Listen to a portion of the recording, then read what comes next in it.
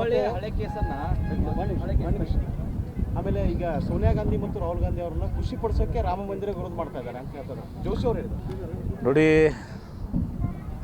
ಇವತ್ತು ನಾವೆಲ್ಲ ಇಲ್ಲಿ ಸಿದ್ದೇಶ್ವರ ಮಹಾಸ್ವಾಮೀಜಿ ಅವರಿಗೆ ಪ್ರಥಮ ಪುಣ್ಯ ಸ್ಮರಣೆ ದಿವಸ ಅವ್ರಿಗೆ ಗುರುನಮನವನ್ನು ಸಲ್ಲಿಸಲಿಕ್ಕೆ ಮುಖ್ಯಮಂತ್ರಿಗಳು ಪ್ರಹ್ಲಾದ್ ಜೋಶಿಯವರು ಎಲ್ಲರೂ ಕೂಡ ಬಂದಿದ್ದಾರೆ.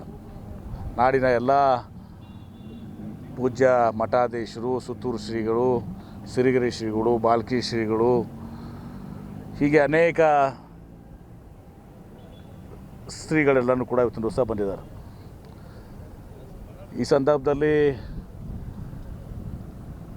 ಏನು ಪ್ರಹ್ಲಾದ್ ಜೋಶಿಯವರು ಹೇಳಿಕೆಯನ್ನು ಕೊಟ್ಟಿದ್ದಾರೆ ಅಂತ ನೀವು ಹೇಳಿದ್ರಿ, ನಾನು ನೋಡಿಲ್ಲ. ನೀವು ಹೇಳಿದ್ದನ್ನು ನಾನು ಕೇಳ್ತಿದ್ದೀನಿ.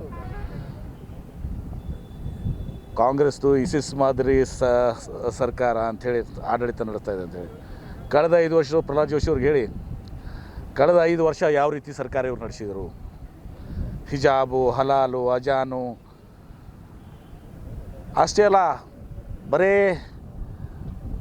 ಎಲ್ಲವನ್ನು ಗೊತ್ತು ಸಹ ಆಡಳಿತ ಯಂತ್ರವನ್ನು ಕೈಯಲ್ಲಿ ತೆಗೆದುಕೊಂಡು ಇವತ್ತು ಜನರು ಇವರಿಗೆ ತಕ್ಕ ಪಾಠವನ್ನು ಕಲಿಸಿ ಅವರು ಮನೆಗೆ ಕಳಿಸಿದ್ದಾರೆ. ಕಾಂಗ್ರೆಸ್ಸಿಗೆ 135 ಸೀಟ್ಗಳನ್ನ ಗೆಲ್ಲಿಸಿ ಇವ್ರನ್ನ ಮನೆಯಲ್ಲಿ ತಿರಸ್ಕಾರ ಮಾಡಿ ಮನೆಯಲ್ಲಿ ಕೂರಿಸಿದ್ದಾರೆ.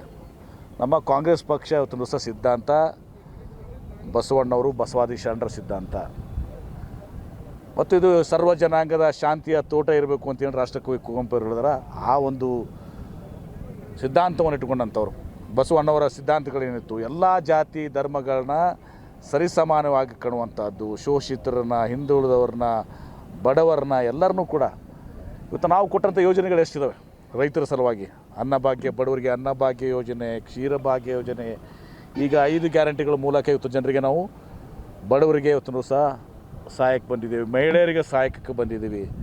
ಗೃಹಲಕ್ಷ್ಮಿ ಯೋಜನೆ ಇವತ್ತು ಇದು ಯಾವುದೂ ಕೂಡ ಆಗಿಲ್ಲ. ನರೇಂದ್ರ ಮೋದಿಯವರು ಅಚ್ಚೇ ದಿನ ಅಂತ ಹೇಳಿದರು, 2 ಕೋಟಿ ಉದ್ಯೋಗ ಸೃಷ್ಟಿ ಮಾಡ್ತೀವಿ ಅಂತ ಹೇಳಿದರು, 15 ಲಕ್ಷ ಅಕೌಂಟಿಗೆ ತಂದು ಹಾಕ್ತೀವಿ ಅಂತ ಹೇಳಿದರು, ರೈತರ ಆದಾಯ ದ್ವಿಗುಣ ಮಾಡ್ತೀವಿ ಅಂತ ಹೇಳಿದರು.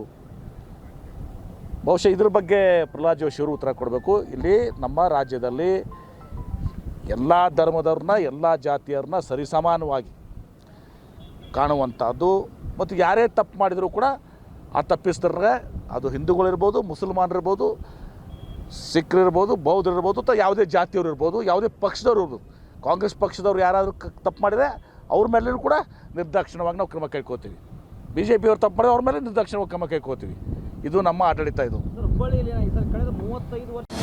ಅನುಕ್ಷಣದ ಸುದ್ದಿಗಳಿಗಾಗಿ ವಿಸ್ತಾರ ನ್ಯೂಸ್ ಯೂಟ್ಯೂಬ್ ಚಾನೆಲ್ ಸಬ್ಸ್ಕ್ರೈಬ್ ಮಾಡಿ. ಹೊಸ ಸುದ್ದಿಗಳ ನೋಟಿಫಿಕೇಶನ್ಗಾಗಿ ಬೆಲ್ ಐಕಾನ್ ಕ್ಲಿಕ್ ಮಾಡಿ. ಲೇಟೆಸ್ಟ್ ಅಪ್ಡೇಟ್ಸ್ಗಾಗಿ www.vistaranews.com ವೆಬ್ಸೈಟ್ಗೆ ವಿಸಿಟ್ ಮಾಡಿ.